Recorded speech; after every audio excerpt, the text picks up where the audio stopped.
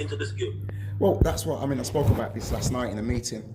It's about what mindset the players have turned up with. This is all about mindset. It's all about, we know what we've got to do. The players look engaged. They look like they're in the right mindset. I think we need to carry that through tonight's training, and then it's over to the players. And you know, we can help them through the game and the games, because we've got 3 games.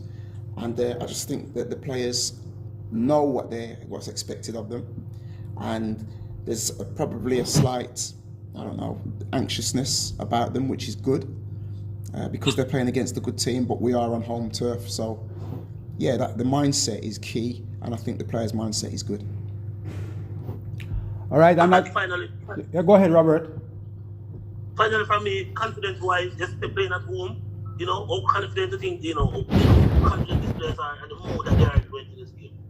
Well, it's the same thing, isn't it? I mean, you spoke about mindset just earlier, and the mindset is we need to be confident about what we're doing. We can't worry about what the Mexicans do. We've just got to look at their soft targets, see if we can attack them, and make sure that we're confident in being hard not to beat. I mean, Mexico will be thinking the same thing about ourselves. So it's very much about on the day, the team that wants it the most, and if we can, you know, we know what we've got to do. All right, so can we have one? Thank you, coach. Yes. Thank you, man. Thank you, Robert. Can we have one other person stepping up? Is that Yes, coach. Scott, Livingston Scott? Yes. Livingston. Yes, Mr. Bailey. Morning to coach. Morning, Livingston.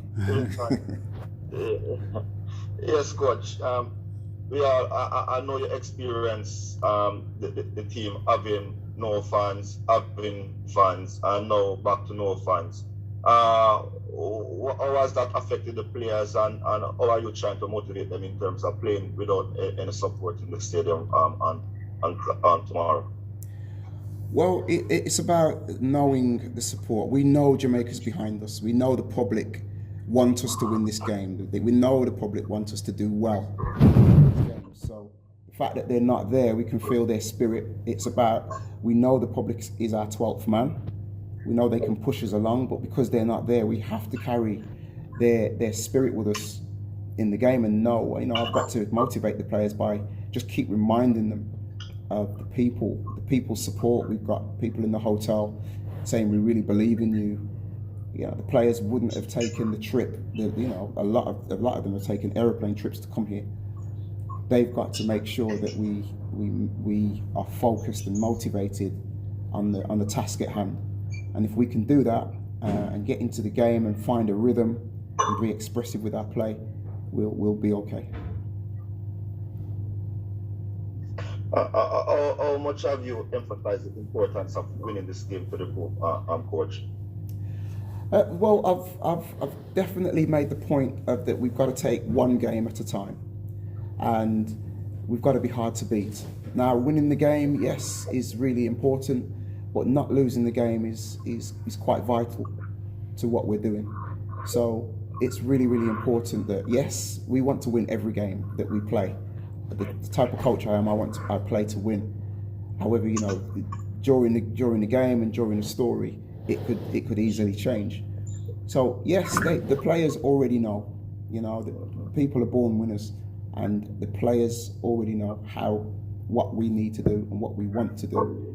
Like we say, it's about going out and executing the plan in the way how it was set out to be, and then having thinking players who can adjust and adapt to what the game gives them.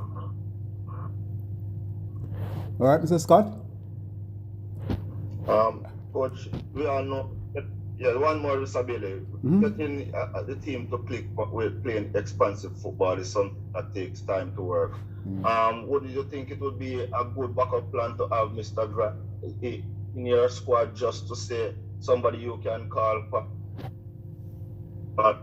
and intense? I didn't hear the last bit, my friend. Would it be a good and some is a good backup for showing the defense in case the offensive, expansive football does not click immediately for the team? Well, I mean, you say expansive football. I mean, I had a week with the team against Peru, and I think in the first half you saw the benefits of having a week. I've had 2 hours, or will have had 2 hours with this team. So it's difficult for a style of play to come out. I can encourage them to get the ball down and play. The backup is, there's lots of other people to back people up. It's just, I've got a squad, picked a squad, and I believe in this squad. And I believe that players can back each other up. Like I said at the start of the interview, we've got players who can play in different positions and do a job for the team, out of position or in position. So we've got different choices and options that we could do. You could change the shape and still have effective players in your team. So yeah, I mean, Grant is a big miss for us, as is Watson, as is everybody else. We just need 11 players first and foremost, and then 23 who can be called on, who can do a job. All right, Scotty, thank you. Let's move to Felix Zapata. Mr. Zapata. Yes, thank you very much. Hello, Paul. Felix Zapata from Reforma newspaper from Mexico City. Hi, Felix. I want to know, how do you expect Mexico after they lost their last 2 games the last year against Canada and United States? How do you expect the team, and for you, which is the most dangerous player that Mexico has? Well, you know, there's a few Mexican players that I'm looking forward to not seeing. But, you know, you've got your Jimenez. You know, the Mexican team is, I think, as a team, the movement and the rotations that go on in their team are very good. I think a Mexican team are going to come, they're not going to want to lose, but they're also going to want to win this game as well. I think they probably will see the game as being winnable, but they won't want to lose. They're probably going to have the same attitude as ourselves. So it will be I feel it will be a tight affair, but we'll respect the Mexicans and what they bring, and I would ask my team to make Mexico respect what we bring with our energy and with our rhythm and with our desire, and obviously the fact that we're at home. All right, let's move to, is that Brian? I saw Brian Lewis' hand earlier. Brian Lewis? No, it's okay. I was going to ask the question still. So, it's okay now. Anybody else? Any other question?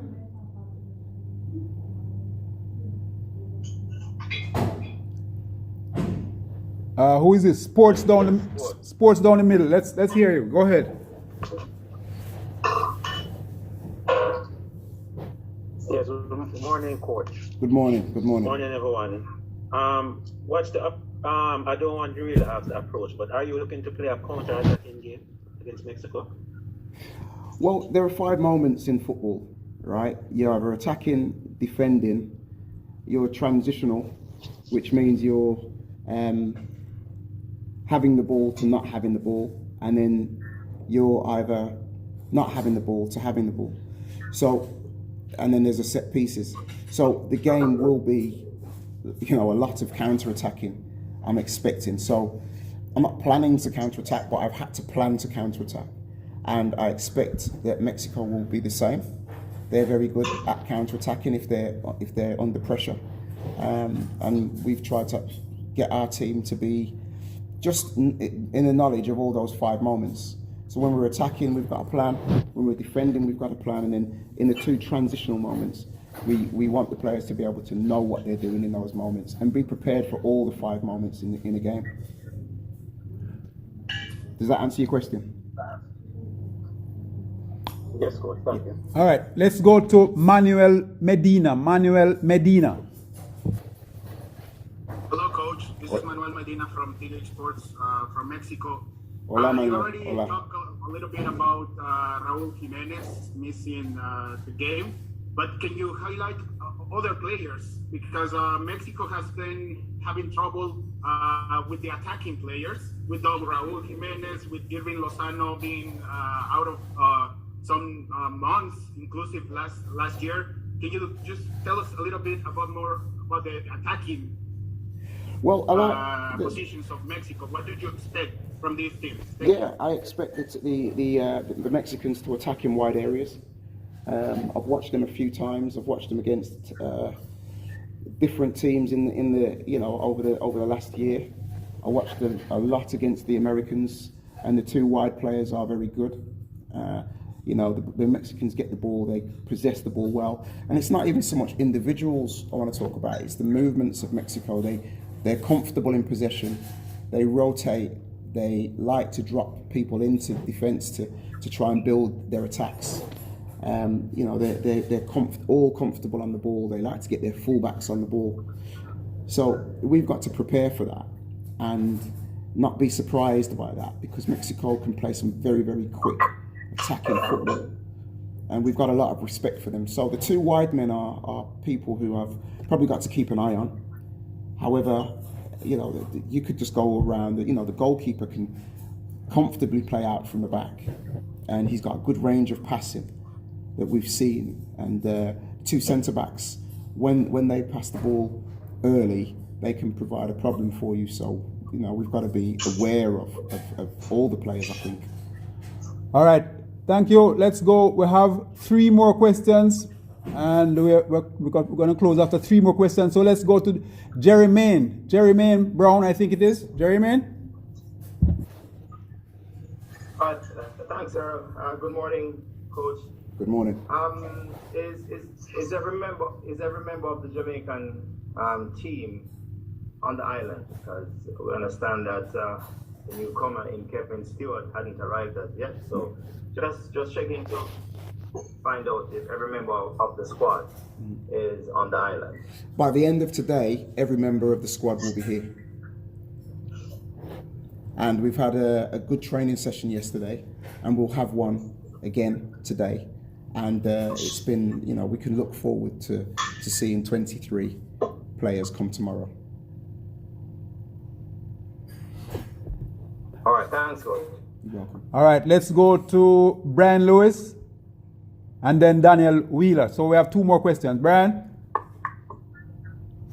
Coach, the fact that they replaced with more who wasn't getting the best of results and coming in now to start with the first game, and everyone expecting this to go the way they wanted it from the beginning, and with not much time and matches to go, does it add extra pressure on you to go out in your first match?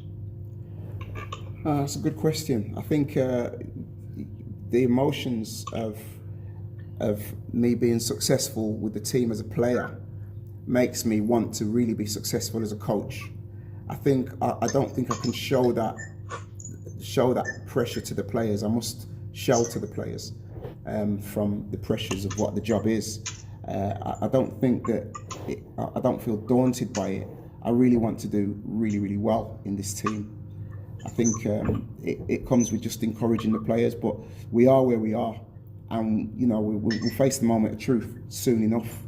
We've just got to give ourselves a chance to be able to live towards the end of this campaign.